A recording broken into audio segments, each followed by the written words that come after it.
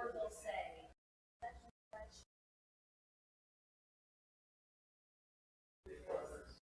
you don't come to my house in the next 20 minutes.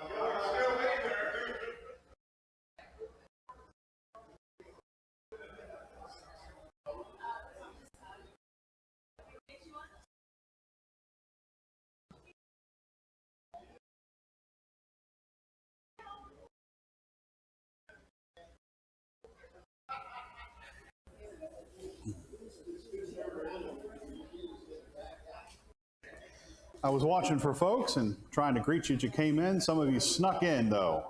Good morning. I'm glad to see you. Appreciate everyone coming out for our Bible class period on this beautiful Sunday morning. What a great weekend we have had so far. We're going to continue talking about the three patriarchs.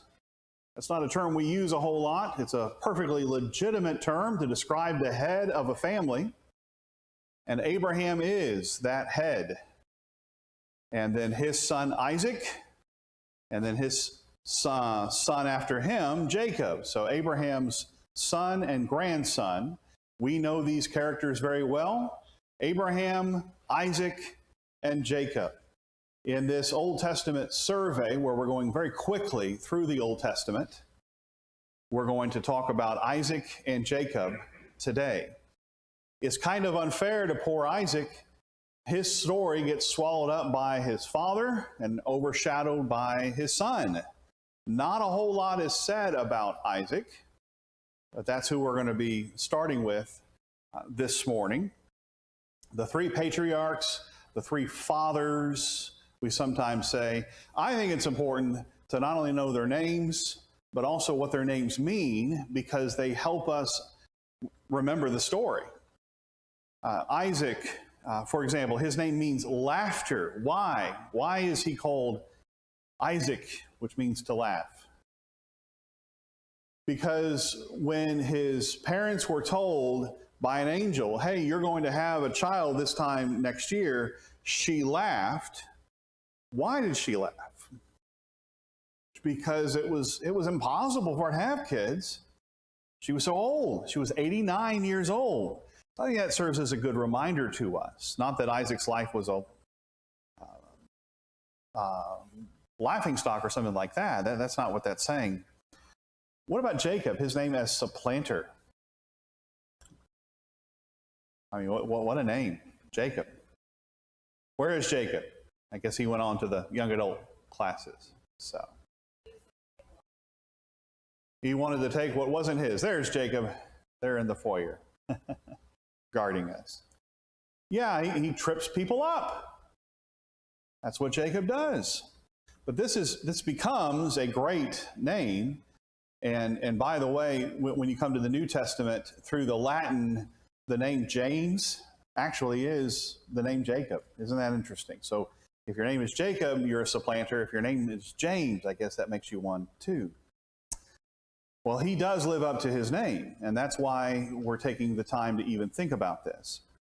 The story of Abraham begins in chapter 12 and really goes into chapter 25 just a little bit, but we'll lop it off at chapter 24. In Genesis 12 through 24 is about Abraham. Then you have talk about Isaac, but especially with Jacob. Here in chapter 25, and we're going to go through this quickly because I know for most of us, this is review. I want you to think about chapter 26. That's what we're going to focus on here in just a few minutes. But this happens several times, not just here in Genesis, but in other places in the Old Testament, other narrative literature, where you have a chapter that ends one way and then picks right back up in the next chapter. You skip a chapter. So at the end of chapter 25, this is what you have here. Jacob gave Esau bread and lentil stew, and he ate and drank and rose and went his way. Thus Esau despised his birthright. Here's chapter 27, verse 1. When Isaac was old and his eyes were dim so that he could not see, he called Esau his older son, and he's intending to bless him. It's as if chapter 26 doesn't exist. You just skip over it. And yet chapter 26 is extremely important. It's about Isaac. So you've got mention about Jacob and Esau at the end of chapter 25, and you have Esau mentioned again in chapter 27, and it's about Jacob stealing the birthright, the blessing, I should say. I think that's very interesting. And what we have here is an intentional insertion of a major story in between the continuing narrative.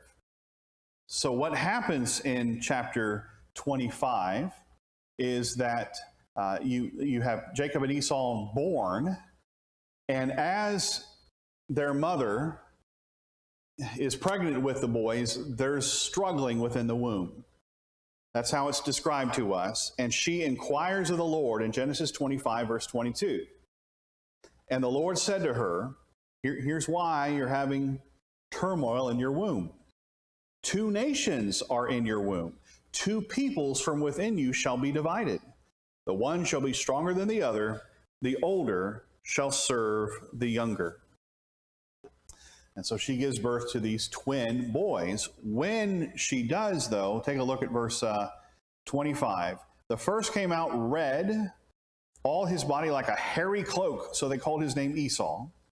Afterward, his brother came out with his hand holding Esau's heel, so his name was called Jacob. Isaac was 60 years old when he bore them. So the tripper-upper, the trickster, cheater, grabbing somebody by the heel and tripping them up. That's where he got his name. Little did they know he would live up to that name. Because here's the very next passage that we see here, verses 29 through 34. Esau sells his birthright. That's what the end of verse 34 says. Esau despised his birthright. What I would like for it to say is Jacob stole the birthright, but that's not what it says. The blame is placed on Esau. All right, you know this story very well. You know the importance of it, but let's talk about it for just a moment. We go from the boys being born to being adults. Jacob, where did he spend his time mainly? Outside or inside? Inside. In tents. He was a man in the tents. What about his brother Esau? Outdoorsman. So Esau comes out hairy as a baby and red, and that takes on a significance. But Esau is smooth skinned. So are these identical twins? No. What do we call this? Fraternal twins. Isn't that kind of interesting? Who's the older? Who came out of the womb first? Esau. So who should have gotten the birthright, the inheritance? Should have been the older Esau. But what had God predicted? Still have it on the screen here. The older shall serve the younger. That's what Rebekah has been told. So which of her two sons that haven't even been born yet, which one does she favor throughout his life? Jacob, because of this prophecy. He's the younger one. Where does it say in the text that Rebekah told Isaac what God had told her? It doesn't. Did Isaac know that God had predicted Jacob would be the superior to his brother Esau? We're never told that. And I would suggest he never knew that, because who does Isaac want to bless when the time comes? He wants to bless Esau. And we see here at the end of chapter 25, he prefers Esau. Why did Isaac prefer Esau? He was a man's man, very manly. Yes, sir. He fed him with venison. So there's all the more reason to like your older son. And is that good? And I know in the recent past we have studied Jacob and Esau. And so this isn't anything new to most of us here. But is it okay to have a favorite son over another one? Shane, none of your kids are here. Your wife's not even here. I guess your mother-in-law's here, though. So which do you prefer, Benjamin or Caleb? Who's your favorite son? And your response is, neither of them are your favorite. Oh, no. You don't have a favorite. And when you do have a favorite, what kind of a home life is that? That's a dysfunctional home, isn't it? Is the home life of Jacob and Esau dysfunctional? You bet. These poor fellas, and they just make it all the worse. So that's what we're looking at this morning. We mentioned this a moment ago. Esau came out hairy, and so his name's Harry, but not Harry, Hairy. And the nation that he is going to father are the Edomites. And what does the word Edom mean? Red. And what's curious is the land where his descendants live, Edom, it had this red clay type surface as well. So that's just something that is mentioned here in chapter 25. All right, well, I suggested to you that you could, to continue the story of Jacob and Esau, you could just skip over chapter 26. You can go from chapter 25 to chapter 27. But that's not to say chapter 26 is unimportant. This is kind of a, not a parenthesis even, it just sets it off to the side here. I've got a little map on the screen here to help us see all the places that Isaac lived. And because this is a survey, we're not going to spend a lot of time talking about Isaac and all the places he lived. But we're first told about him living in Hebron, and this is now in going into chapter 24, chapter 26, excuse me. So we're going to focus on chapter 26. He had first lived in Beer Lahai Roy. Doesn't mean a lot to us, but you can see the general area where that is, where it's marked. And as we come into chapter 26, we see that he is living in Gerar. And a lot happens here while he is living here in Gerar. Here's the important thing I want to mention about Isaac. He never leaves Canaan. All of his life, he lives in Canaan. Now, did the Israelites own Canaan at this time? They will eventually, because God is actually the one who owns the land, and he gives it to the Israelites. But while Abraham, Isaac, and Jacob are living in Canaan, they don't own any of the land, except for a couple pieces of property. One that Abraham buys, a cave, and then later Shechem, some land in Shechem that Jacob will purchase, which is kind of interesting. So here is Isaac living in Gerar, and he has interactions with the Philistines, and there's a man there by the name of Abimelech, who's the king of the Philistines. You can see that in verse 8.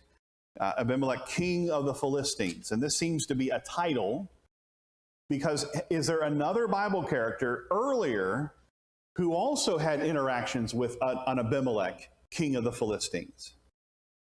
And the answer to that is Abraham. Abraham also had interaction. There's a parallel between the life of Abraham and the life of Isaac. So when Isaac moves from Beer Lahai Roy, and he moves to Gerar, and he's there living amongst the Philistines. Because the Philistines own that strip there, and they do throughout much of the Israelites' time in the land, even after they were supposed to have conquered it all. But in one of these cities, Gerar, when Isaac and what's his wife's name? Rebecca, when they moved to Gerar, what does Isaac tell Rebecca to do? Lie. Oh, that's a good way to put it. This is verse 7 of chapter 26. This is what they do. He says, "Hey, this beautiful woman here, Rebecca, she's not my wife. No, she's my sister," which was a lie. Why did Isaac do that? What was he afraid of? I got a bunch of answers. So what did you say? Yeah, he's afraid some ruler like Abimelech's going to say, "Boy, I want that woman as my wife." And if they're married, I'm gonna kill Isaac and take her. Was that a rational fear? I don't think so, because Abimelech never took her, and he thinks this is a brother-sister relationship. Well, look at verse 8. Genesis 26, verse 8. When he had been there a long time, Abimelech, king of the Philistines, looked out a window one day and saw Isaac laughing with Rebekah, his wife.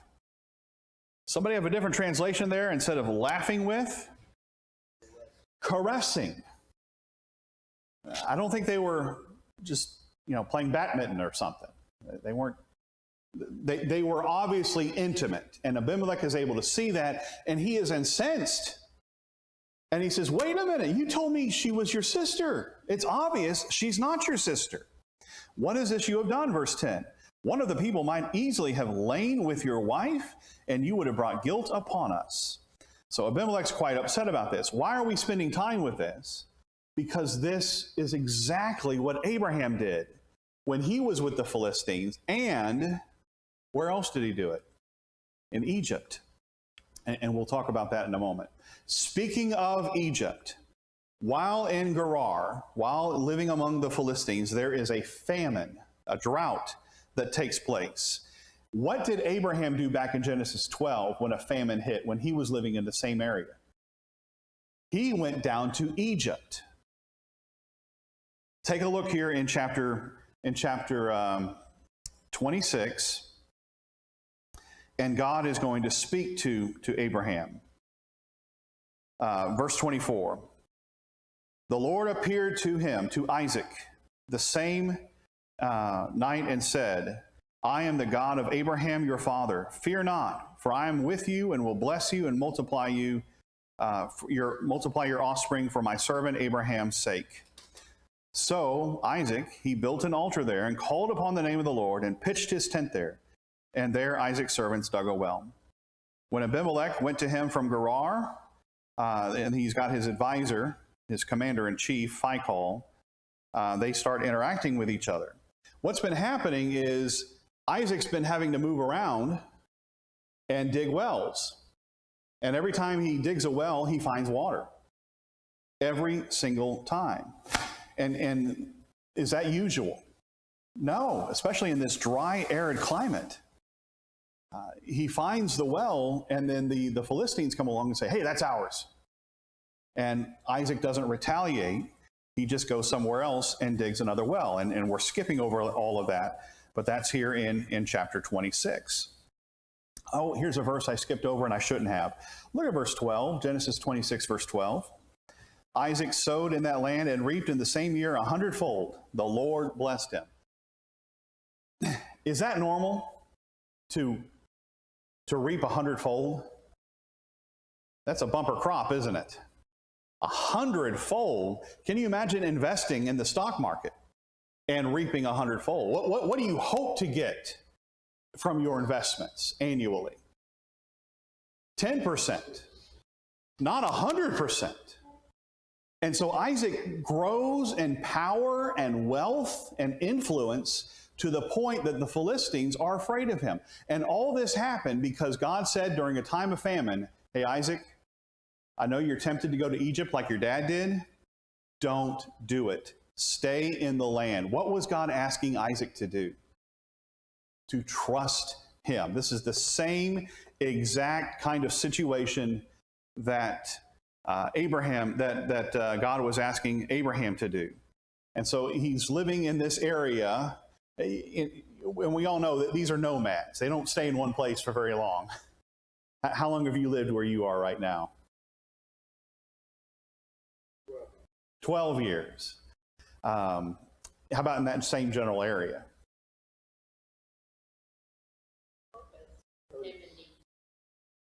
70 years.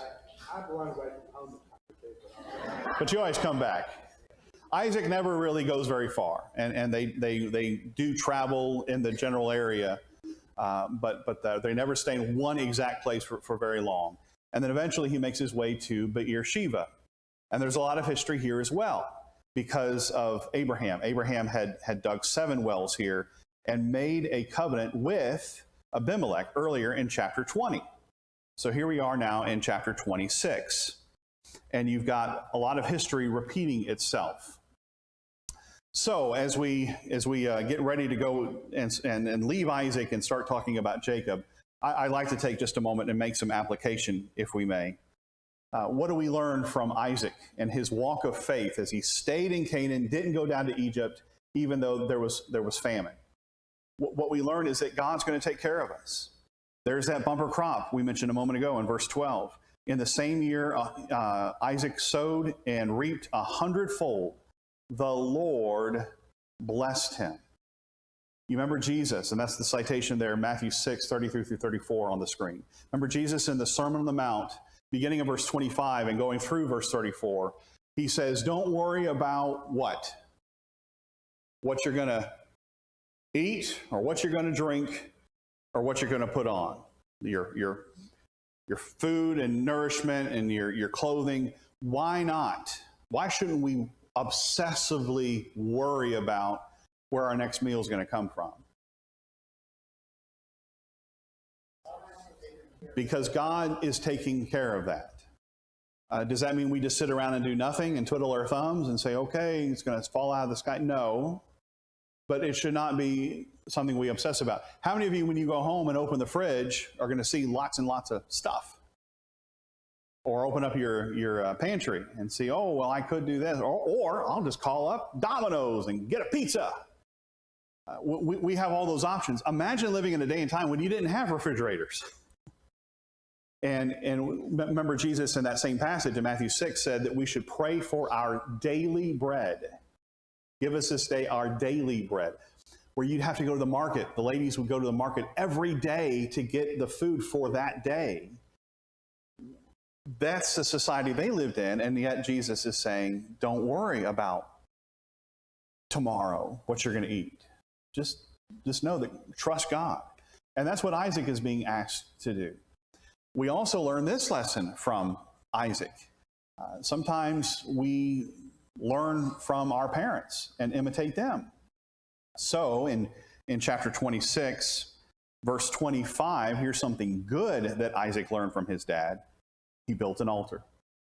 And you see that in chapter 12 as well with Abraham. And I think this is so significant, I want to read this.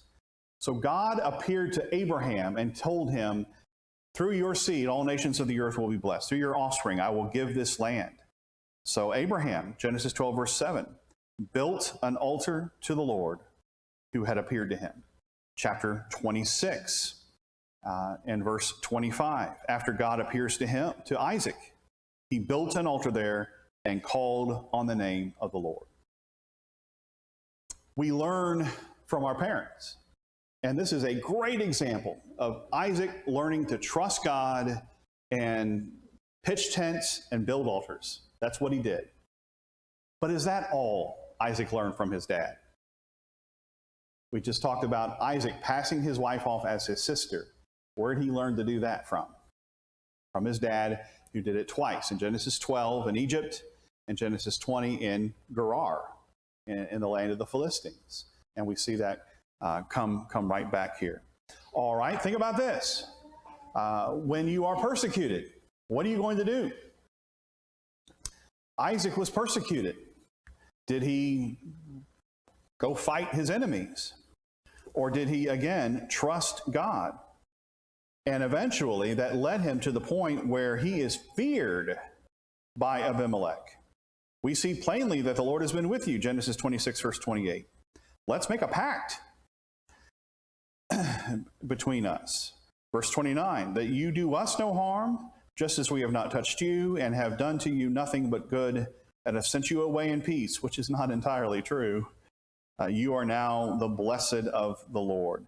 They made a feast and ate a drink. They shook on it, as it were. They made a covenant with each other. So this chapter 26 may not add a lot to the story of Jacob and Esau, but it tells us a lot about Isaac and about Abraham. And the great people that they become as they trust God and they walk with him. I mentioned 2 or 3 times that there are parallels between Abraham and Isaac. And there's several here I'm going to put on the screen right now. God called Abraham, Genesis 12, 1 through 3, that great, magnificent set of promises, land, nation, and seed, as we call them. God made those same promises again to Isaac. He repeated them to Isaac. Abraham didn't say, now, son, let me tell you what God told me. God actually said it to Isaac, the second patriarch, father of the nation of Israel. Will God do the same with the third patriarch? Will he actually appear to Jacob? The answer is yes, he will, and repeat these same promises. So between Abraham and Isaac, they have some parallels, including passing their wives off as their sister when they are living in another land. And so again, it's in chapter 12, it's Egypt. In chapter 20, it's the Philistines in Gerar. And then in chapter 26, it's Isaac in Gerar with an Abimelech. I think that's a title like Pharaoh would be for Egypt. And would this be a demonstration of faith on Abraham and Isaac's part? God will take care of us. He'll protect us.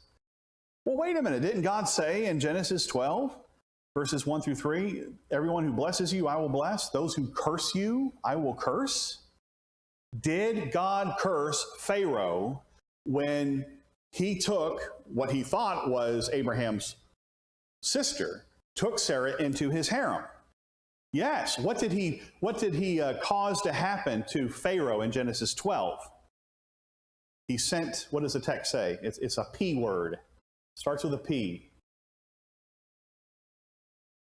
Plagues.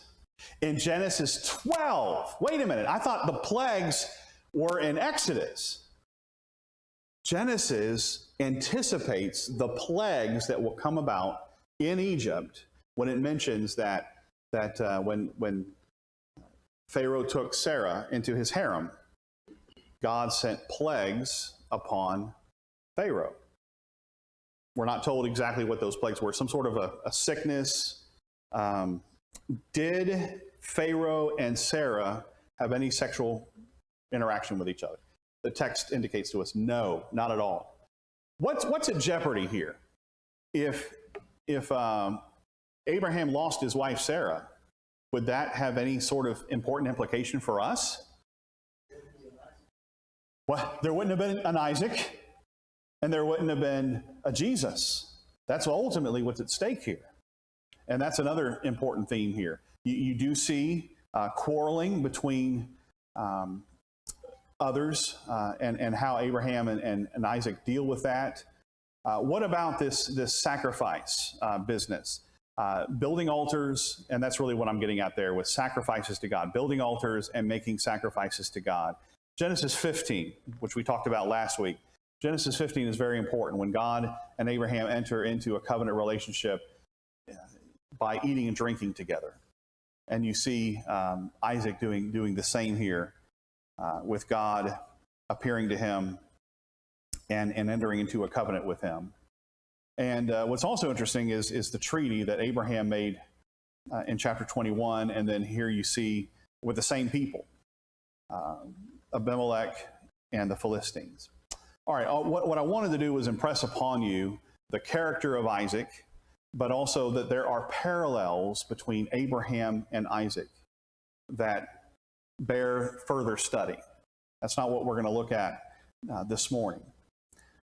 If I wanted to read about Abraham, what chapters in Genesis would I go to?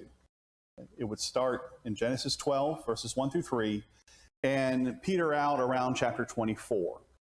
If I want to read about Isaac, where do I go? 25, 26, that we just briefly walked through, and 27. But who's the focus in 26? Well, Isaac. Who's the focus in chapter 27, though? It's not really Isaac. It's Jacob. And what does Jacob do in chapter 27? He steals the birthright. Again, chapter 25, verse 34 says Esau despised his birthright. And I'm saying, no, well, that may be true, but Esau was tricked by his brother. And Esau would agree with us on that. So we looked at chapter 26. It's important. But what's interesting is, as we talk about Jacob and Esau, you could very well have gone from chapter 25 straight into chapter 27. So let's read this verse again. Genesis 25, verse 34. Jacob gave Esau bread and lentil stew. He ate and drank and rose and went his way. Thus Esau despised his birthright. Chapter 27, verse 1. When Isaac was old and his eyes were dim so that he could not see, he called Esau, the older son, and said to him, hey, I'm ready to pass on to you the Abrahamic blessing. Birthright, blessing. Both of these are described here in these chapters. For this particular family, was there an inheritance, a special inheritance that could be passed on? And what was that exactly? What is the birthright? What does that mean? Esau, how did he get the birthright? He was born first. He's the older son. But what had God said to Rebekah back in chapter 25, verse 23? The older shall serve the younger. So Esau should have gotten the birthright. And what is that birthright in this family? First, he'd be the head of the family. He'd be the patriarch. He'd be the head of the family eventually. Okay, so property, all that. But what else is at stake here? the promise that God made to Abraham would go from Abraham to Isaac to Esau.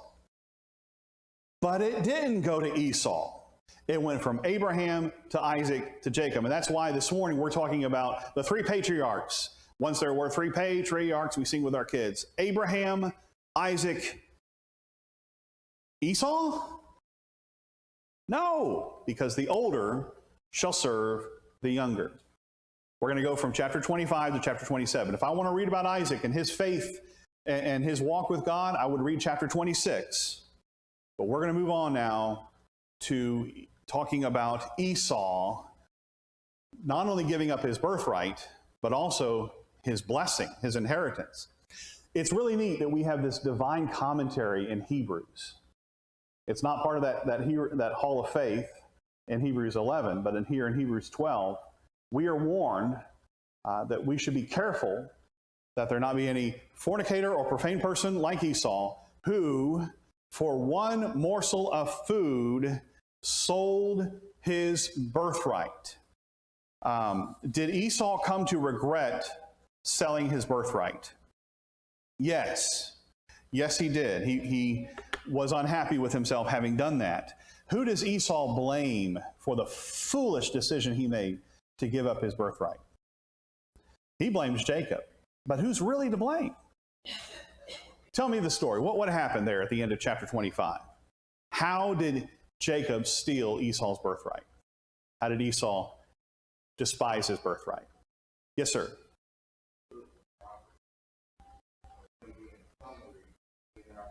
Right.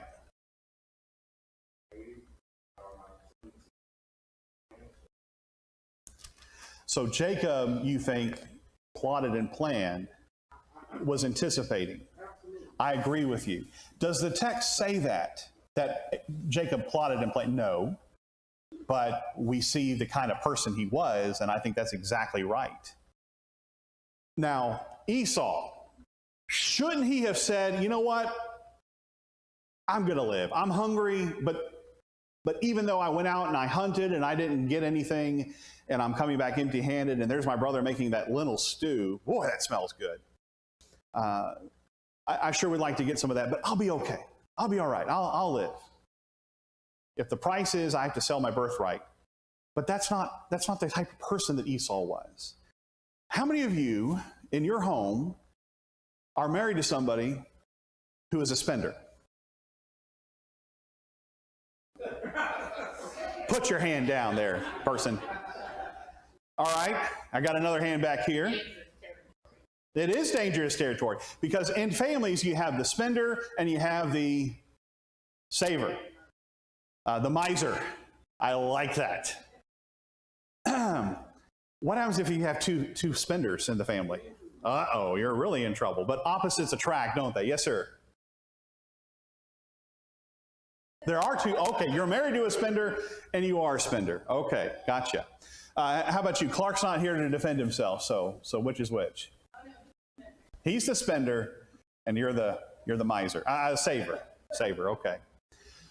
Well, Esau would have been the spender because he didn't think about tomorrow. All he thought about was right here, right now. Esau was a man's man. Went out and shot game and took care of it right then and there, and that's just the kind of guy he was. What about Jacob? He's the one who plotted and planned and connived, and that's just the kind of person he is. Will it come back to bite Jacob? Absolutely. But for this moment, here in chapter 27, here is this opportunity that he has to steal the birthright. And I'm going to walk through this very, very quickly because this is a survey. We've already gone through this in our adult Bible class in months past. But I'm just going to describe this to you. What you have are four characters in chapter 27. You've got Isaac, who wants to bless Esau.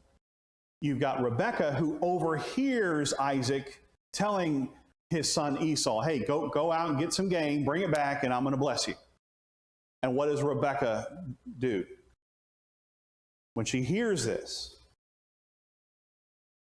she says, Jacob, come here. I want you to go get 2 goats, and we're gonna pass it off as venison. What does that tell you about Isaac?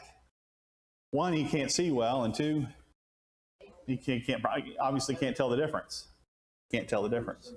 Okay, they're similar anyway. But he wanted that venison, and he wanted this special meal. So Isaac speaks to Esau in verses 1 through 4, and he says, all right, son, I'm going to bless you. Go on and get the game and come back. Do you think Isaac knew that Esau had reneged on his birthright? Either he didn't know, or he's just ignoring that fact. Because who does Esau prefer? Which son? Esau. Isaac prefers Esau, and he wants to pass the Abrahamic blessing on to Esau, even though now it should be the younger. All right, then you've got the conversation between Jacob and Rebekah. And this is how Hebrew narrative works in conversations. You'll have a group and a person, or you'll have 2 individuals interact, even though there are other people there. Like with the serpent, Adam and Eve in Genesis 3, we sometimes get the idea that Adam was off somewhere else, maybe fixing something or building something. No, I think he was right there with Eve, but the conversation is between him and between the serpent and Eve. Maybe that's a little bit of speculation. But here in chapter 27, you've got conversations between 2 people, Isaac and Esau, and then in verses 5 through 17, it's Rebekah who heard what Isaac said and said, Jacob, come here. Here's the plan. This is what we're going to do. We're going to trust God, and we're not going to do a thing. We're not going to steal this Abrahamic blessing by lying to Isaac. No, they connived. And what do they decide to do? To kill the goat, pass it off as venison. But then Jacob starts saying, well, Mom, we can't do that because that's wrong. That's sin. Nope. Jacob said, Mom, we can't do that because, we might get caught here. He's hairy, and I'm not. So what does Rebekah say? All right, take the goat, put the hair on your arms. And what else does Rebekah do to pass him off as Esau? Go get some of Esau's clothes, go to his closet, pull out one of his garments so you'll smell like him. Does that sound like a good plan to you? It works. Rebekah knows her husband. So when you come now to verse 18, it's a conversation between Isaac and Jacob. He went to his father and said, my father. And he said, here I am. Who are you, my son? Jacob said to his father, I am Esau, your firstborn. Every time I read that, I get a chill. I have done as you told me. Now sit up and eat of my game, that your soul may bless me. And Isaac goes, something smells fishy. I know that's venison, but something smells fishy. How is it that you have found it so quickly, my son? Because the Lord your God granted me success. Then Isaac said to Jacob, please come near, that I may feel you, my son, to know whether you are really my son Esau or not. So Jacob went near to his father and felt him and said, the voice is the voice of Jacob, but the hands are the hands of Esau. So is Isaac suspicious? Remember, he can't see very well. Maybe he's got cataracts. Don't know. He did not recognize him because his hands were hairy like his brother Esau's hands. So he blessed him. What had God told Rebekah back in Genesis 25, verse 23? The older shall serve the younger. What if Rebekah and Jacob had trusted God, that everything would have played out just fine and Jacob would have received the blessing some legitimate way? Would it have happened? Absolutely. I believe it would have happened. But Rebekah took matters into her own hands. Does that mean it's okay? Where does it say, and God was displeased with what Rebekah had done? Where does it say that? It doesn't. But was God displeased with what Rebekah did? And if your head goes this way, then why? How do you know? Because Rebekah has to send Jacob off, and as far as we know, they never saw each other again. And Jacob is going to suffer terribly because of what he has done here. He does receive the blessing. And I love how it's put here in verse 30, as we move on now to the conversation between Isaac and Esau. As soon as Isaac had finished blessing Jacob, when Jacob had scarcely gone out from the presence of Isaac his father, Esau entered, stage left. Esau, his brother, came in from the hunting and also prepared delicious food and brought it to his father. And he said to his father, "Let my father arise and eat of his son's game, that you may bless me." And Isaac said to him, "Who are you?" He answered, "I am your son, your firstborn, Esau." Verse 33, then Isaac trembled very violently and said, "Oh no, what have I done? I've messed up here."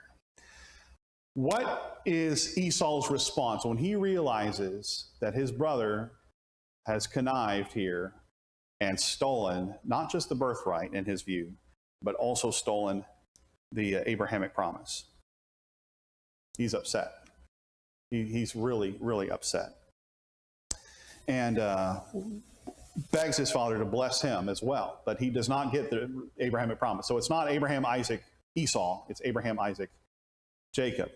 Well, there's two more conversations here. At the very end of chapter 27, you've got a conversation now between Rebekah and Jacob, and she's saying, "Son, you better get out of town for a little while. Get out of there, get out of here. Go to my brother Laban. He lives in Padan Aram and Haran, about 700 miles away up north.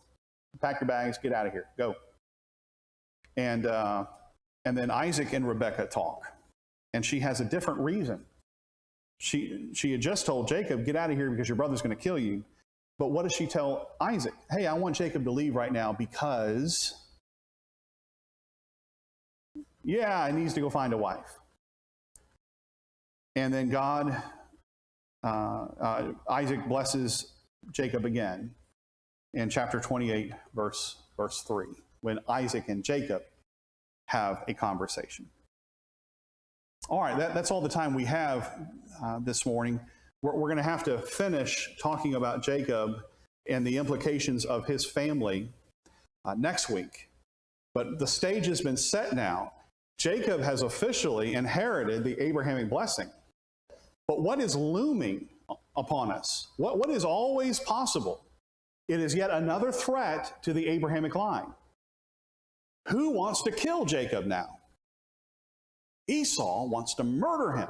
So in the case of Abraham, this promise of a line was in jeopardy because Abraham and Sarah were old and didn't have any kids. In the case of Isaac, he was 40 when he got married. It wasn't until he was 60 that he actually had a kid, and they were worried about that. And now what's the threat to the Abrahamic promise? Jacob doesn't have a wife. He doesn't have any kids. And Esau wants to kill him. So as you read the rest of Genesis here, or the next few chapters, I know it's hard for us to imagine, but try to read it as if you don't know what's going to happen. Is Jacob going to get killed? He's always living in fear of his life. What is going to happen? Who's behind all of this? God is, every step of the way. Again, did God approve of Rebekah and Jacob lying and deceiving Isaac? I don't think so. And it will come back to haunt Jacob. But God still uses the evil that they did for good. And that's a powerful lesson in and of itself. All right, thank you for continuing on this survey of the Old Testament with me. We will pick up next week. Thank you.